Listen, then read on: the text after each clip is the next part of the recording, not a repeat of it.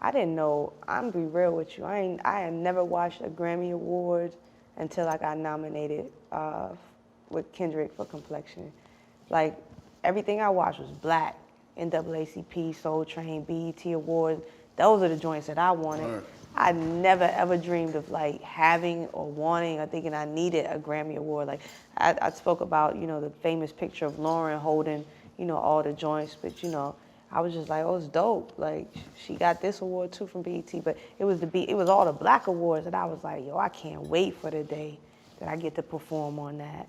Like me performing at this year's BET Awards was a moment for me because I always dreamed about that.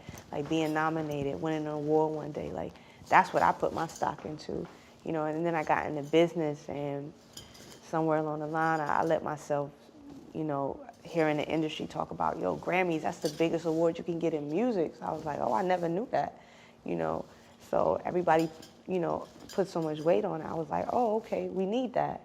But still to this day, it's still the black ones that mean the most to me.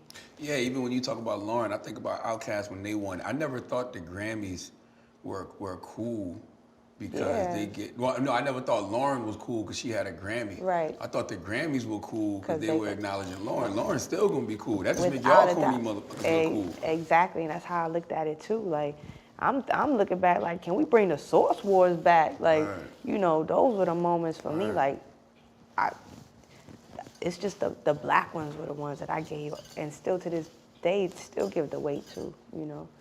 But for me, it was just the Grammys were the first one to acknowledge me in that way. So it was just like, oh, okay. This feels good. Like this is the highest height of music for the industry, and I'm acknowledged. I was like, oh. Yeah. And what it did for my career, I was like, oh, okay, And even for my own people, it validated me in a way. So I was like, bet, But it's still the black ones that I care the most about. Here's another question just for conversation. If the Grammys' opinion, right, continues to hold weight in our culture despite our criticism, how do you think they should go about being more educated and making better decisions when considering hip-hop categories? When it comes, for one, I think they've kind of started to do it, right?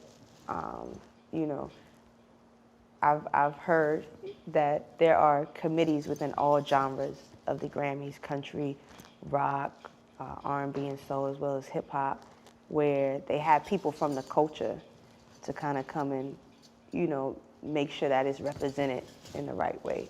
So I think one, educating ourselves on the Grammy process and how it works first. Like, how does the Grammy work? How does voting work? Who gets to vote?